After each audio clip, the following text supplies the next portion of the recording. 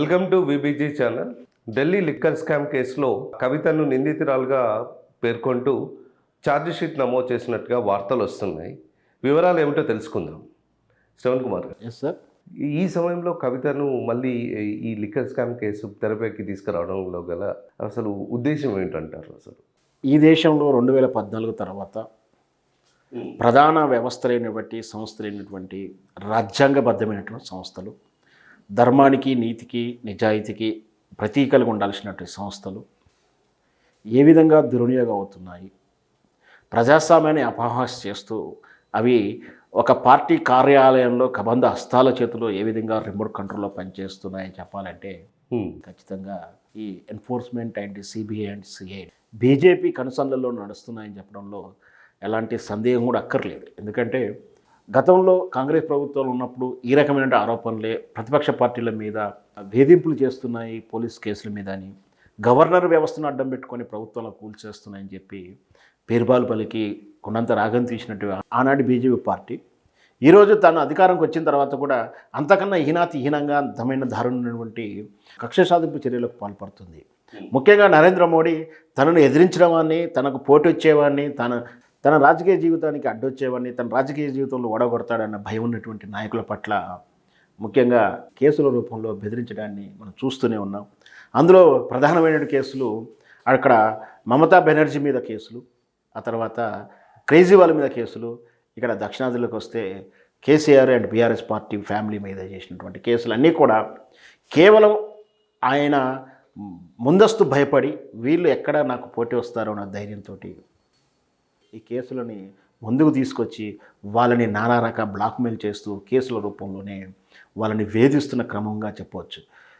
వాళ్ళకి రాజకీయంగా ఉపయోగపడటానికి, ఎన్నికల నేపథ్యంలో ఉపయోగపడటానికి కేసీఆర్ కూతురు కవిత మీద లిక్కర్ ఆరోపణ కేసు, ఈ ఆరోపణల కేసుని రేపు అరెస్టు, మాపు అరెస్టు అంటూ దాన్ని ఎన్నికల్లో ఉపయోగపడేలా లీకులు ఇస్తూ క్రేజీ క్రియేట్ చేస్తూ అవసరం ఉన్నప్పుడు ఎన్నికల నేపథ్యంలో ఒక మాన్యాన్ని క్రియేట్ చేయడానికి కోసం మాత్రమే నోటీసులు వస్తుంటాయి.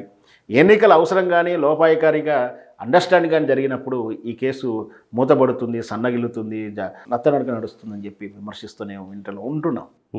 ముఖ్యంగా ఇప్పుడే ఎందుకు వచ్చింది అంటే గత అసెంబ్లీ ఎన్నికల్లో కేసీఆర్ గారి కూతురు కవితను అరెస్ట్ చేయకపోవడం వల్లనే బీజేపీ పార్టీ నామరూపాలు లేకుండా పోయిందన్న ఒక ఫోబియోలోకి వెళ్ళిపోయింది భారతీయ జనతా పార్టీ కార్యకర్తలు. దాంతో ఆ సవరణ దిద్దుకోవాలనుకోవచ్చు కాబోలు ఇప్పుడు మళ్ళీ పార్లమెంట్ ఎన్నికల ముందు కవిత అరెస్ట్ అని ఒక మాన్యాన్ని క్రియేట్ చేయడానికి ఆమె నిందితురాలుగా చేర్చారని అనుమానం వస్తుంది. ఎందుకంటే భారతీయ జనతా పార్టీ నరేంద్ర మోడీ వచ్చిన తర్వాత నైతిక విలువలను వదిలేసి ఎలాగైనా గెలవాలనే పరమావధిగా పనిచేస్తున్నట్టు విధానం 2014 నుంచి కానీ అంతకుముందు 2004 గుజరాత్ ముఖ్యమంత్రి అయినా కానీ చూస్తూనే ఉన్నాం. మొరాలిటీ దాటేసి, నైతికంగా దాటేసేసి ఎన్ని వ్యవస్థలనైనా అంటే అయితే ఈవీఎం మిషన్లే కానీ పోలింగ్ పేపర్లే కానీ ఏదైనా సరే గెలవడానికి పరమావధిగా పనిచేస్తున్నాడని చాలా విమర్శలు వస్తున్నాయి. ఆ తరుణంలోనే అలాంటి ఉద్దేశంతో ఇప్పుడు కవిత మీద కేసు కానీ నిన్న కేజ్రీవాల్ మీద కూడా మనం నిన్న చూసాం. చండీగఢ్ మేయర్ ఎన్నికల్లో ఎంత అవకతవకలు జరిగాయో కెమెరాల సాక్షిగా దొరికిపోయారు ఆనాటి అధికారులు. కెమెరాల సాక్షిగా దొరికిపోయిన తర్వాత ఉన్నత న్యాయస్థానం మట్టెకాలు వేసిన తర్వాత చచ్చుకుంటా మళ్ళీ ఆమ్ ఆద్మీ పార్టీ గెలిచినట్టుగా ప్రకటించాల్సిన గత్యంతరం పరిస్థితి.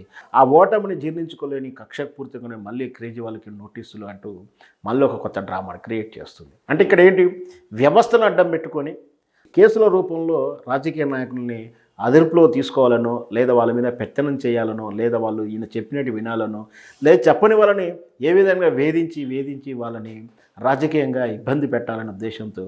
కాకపోతే ఇట్లా చేస్తున్నటువంటి వాళ్ళకి ఒకటి తెలుసుకోవాల్సింది అంటే ఏదైనా అతి మంచిది కాదు. ఈ విధంగా చేస్తే ప్రజలు చూస్తున్నారు, దానిపైనటువంటి వ్యతిరేకత భావాలు కలుగుతుంటాయి. దీని విషయాన్ని గ్రహించే ఇప్పుడు ఎన్నికల్లో గెలవడానికి వ్యతిరేకతని మాయం చేసుకోవడానికి, వ్యతిరేకత ఉన్న విషయాన్ని అర్థం చేసుకొని పర్యవసానంగా దిద్దుబాటు చర్యగానే రకరకాల పబ్లిసిటీ స్టంట్స్ తోటి ఉన్న పలంగా అసంతృప్తిగా ఉన్నటువంటి రామాలయాన్ని ప్రారంభించడం కానీ, కోట్లాది రూపాయల ప్రాజెక్టులు అని చెప్పి డమ్మీ బినామీ ప్రారంభోత్సవాలు చేయడం, సెన్సిటివ్ మ్యాటర్లు అయినటువంటి మా విద్వేషాలు రుచినటువంటి అంశాలను లేవనెత్తడం, ఇవన్నీ కూడా గెలవడం కోసే ప్రయత్నంలో భాగంగానే చెప్పవచ్చు. అట్లా గెలుపు కోసమే దిగజారినటువంటి ఎత్తుగడల రూపంలోనే ఈ కవిత అరెస్టు విషయంలో నోటీసులు ఇవ్వడం కానీ, పేరు చేర్చడం కానీ, కేజ్రీవాల్ విషయంలో చేయడం కానీ, ఇవన్నీ కూడా కేవలం రాజకీయ కక్ష సాధింపు చర్యలు కూడా చూడొచ్చు. రాబోయే ఎన్నికల దృష్ట్యా ఖచ్చితంగా వచ్చే పార్లమెంట్ ఎన్నికల దృష్టినే బీజేపీ నరేంద్ర మోడీ గారి దయం చేస్తున్నటువంటి ఎత్తుగడలు ఇవన్నీ. ధన్యవాదాలు శ్రవణ్ కుమార్ గారు. Thank you.